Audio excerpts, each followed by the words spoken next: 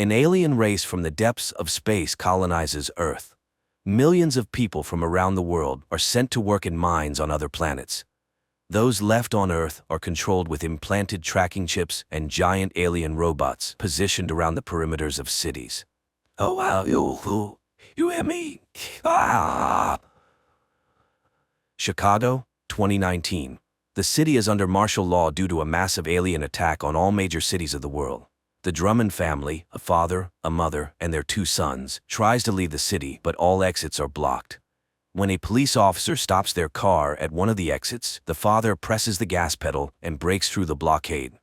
Entering an exit tunnel, the man is forced to stop as the exit is blocked by aliens. Taken by surprise, the father freezes, although his wife asks him to turn around. Suddenly, an unknown pulse tears through both adults sitting in the front seats. The children, looking up, see an incomprehensible creature standing right in front of their car's hood. 9 years later, the world, having surrendered without a fight to the invaders, is completely under their control. The operation of vital productions, including power plants, has been restored everywhere. The aliens are called legislators because all laws and rules now come from them. Over the years since Earth's surrender, the aliens have forced humans to build suitable living spaces for them underground, called closed zones, where only high-ranking human officials are allowed entry. It became clear that the alien invasion aimed at Earth's resources, their extraction, and exportation led to huge social stratification. The rich, working for the aliens, continue to live well, while the poor have lost all guarantees, including education and healthcare. Police lawlessness thrives, and the deportation of all undesirable people from the planet has begun. The alien systems block all communication lines, so people know nothing about the life of other cities and countries. Amidst this wave, a resistance emerged, planning an attack on the closed zone in Chicago. But the plan failed, the zone was unharmed, and the fate of the rebels remains unknown, although the police assure that they were all eliminated. And this was supposed to be the first spark from which a flame would ignite. 9 years after the failed uprising in Chicago, the police monitor anyone who raises even the slightest suspicion. Detective William Mulligan reviews video recordings from Gabriel's apartment, whose brother Rafe died in the uprising and was posthumously named a hero of the resistance. The guy goes through his usual morning routines, then wakes up his girlfriend, showing her a photo taken on the other side of the lake, where visiting is now prohibited. But the girl does not want to believe in a change in their lives and asks not to invent the impossible.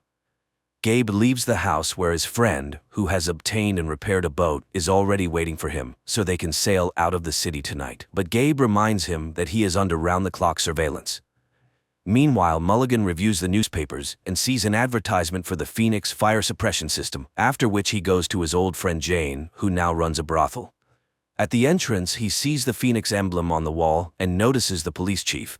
The owner greets Mulligan as a good friend and hands him a gift box, mentioning the Donnans and their gifts.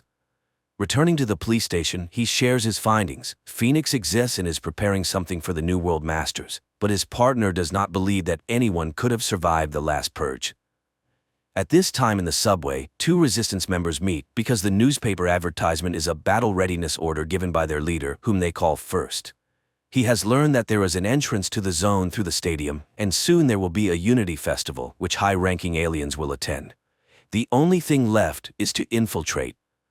The next day, Gabe goes to work, having passed through the recognition system, since every person now has an identifier chip inside. The guy works in a data restoration center where he views millions of private videos a day and checks browser history requests. He sends all the collected information to the Central Information Center and destroys the carriers. Later, he receives a cigarette containing an unknown substance from his colleague and hides it behind his ear. After work, Gabe exits to the outside with a crowd of other workers and sees arriving guards grab and lead away one of the women. At the same time, an alien transport ship is sending off another batch of people as slaves for the alien mines from Earth. And around the perimeter of the city stand giant alien robots to prevent people from escaping. Gabe goes to the boat but is horrified at the sight of the weapon in his friend's hands. If they get caught, they will be instantly destroyed. Their scuffle is interrupted by the appearance of Mulligan, who orders Gabe to get into his car. He reminds the boy that he was his father's partner and now asks not to repeat his brother's mistakes and make the right choice. Gabriel has no information about Phoenix, and he does not intend to snitch, so the conversation goes nowhere.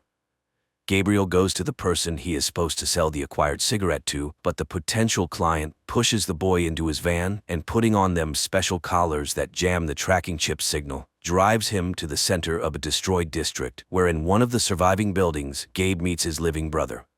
After a joyful reunion, Rafe tells him that he is the only survivor from his group. Unknown to him, Craftsman removed his chip, and now he has joined a new group. He takes the cigarette and, giving his brother a large sum of money, orders him to leave the area because Phoenix plans to attack the invaders. The brothers argue about the necessity of the uprising, but Rafe is sure that as long as there is time to fight, they should fight. Gabriel then rushes into his apartment and hurriedly starts packing, convincing his girlfriend to join him. The girl tries to persuade the boy to stay, and seeing the money and learning that Rafe is alive, asks the boy to think carefully, as they could then be recorded as accomplices. The couple argues, unaware that the police are closely listening to their conversation. Gabe leaves alone, but immediately encounters Mulligan, who was following him. Gabriel runs away from Mulligan and hides in the secret passages underground. He puts on the remaining collar, and the aliens' drones do not lose sight of him. Mulligan returns to the station, where he has an entire room dedicated to Phoenix, and notes that Rafe might be alive. At this time, Rafe's carrier pigeon reaches the recipient, and the information is passed along the chain to a secret IP center, where upon entering the received numbers, its worker displays Phoenix's target, an official who will gain access to the closed zone that day. The newspapers immediately publish Phoenix's announcement, and the group members receive the call.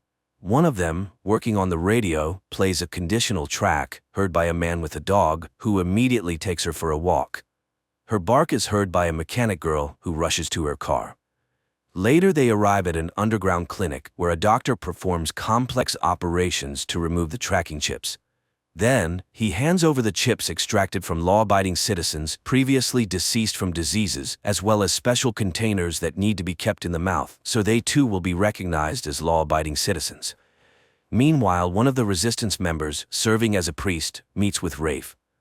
The pair goes to an arms dealer and receives invisible explosive material from a girl extracted from a crashed alien ship.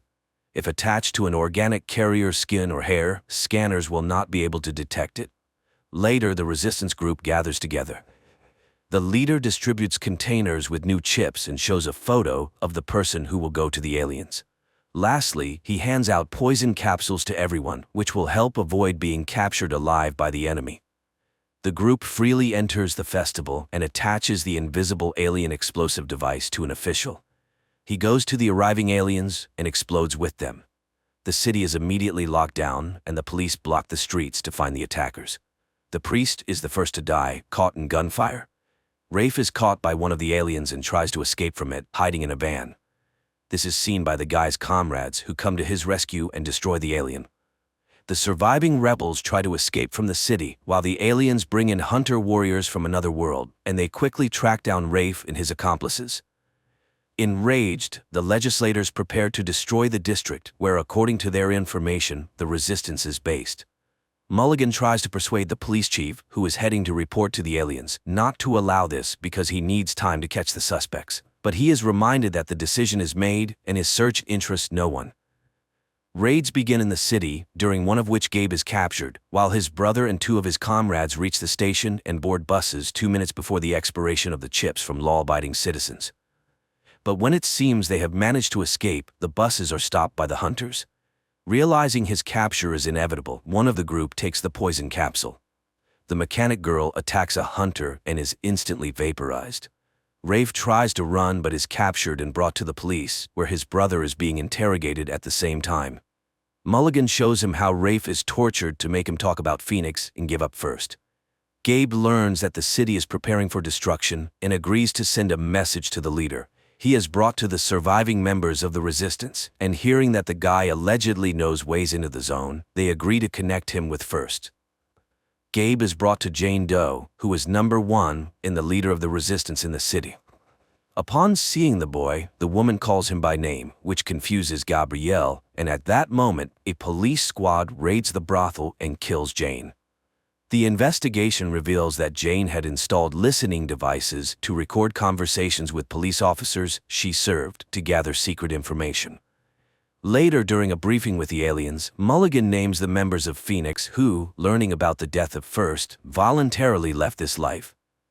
Before the invasion, Jane was a history teacher and changed her profession to gather secret information.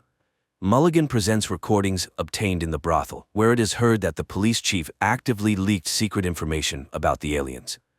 Captured resistance members are deported to alien mines, and Mulligan, having declared the neutralization of the Chicago threat, is appointed acting commissioner. Later, he meets with Gabe and puzzles the boy with a new thought. What if the failure of the uprising was planned? And he hands the boy a memory card, extracted from a phone once given to him by Jane. The next day, Gabe views its contents, a video dedicated to a party before his birth, where close family friends record messages for him. There, he sees both Mulligan and Jane Doe, who was acquainted with his mother, as well as some other members of Phoenix. Meanwhile, Mulligan is allowed to arrive at the Earth Control Center and meet with the legislators in their habitat. As he heads to the spaceship, the same invisible substance that was part of the explosive used in the stadium attack manifests on him, explaining that Mulligan is also part of the resistance, and the plan was organized so that he could infiltrate the main alien base and set off an explosion. During the credits, a map shows that the plan worked, and the city blockades were successfully lifted, after which many resistance foci flared up everywhere. This means that the plan to light a match and ignite a bonfire was a success, and humanity begins an active fight against the alien oppressors. Despite the film being labeled as science fiction, the message here is quite realistic. How will humanity behave when it realizes the possibility of its total occupation? Also, the filmmakers draw belief in victory from the history of humanity, using Lenin's motto, "A spark will kindle a flame." The struggle, the underground conspiracy. The film is full of revolutionary stylistics, and it watches like a real political thriller.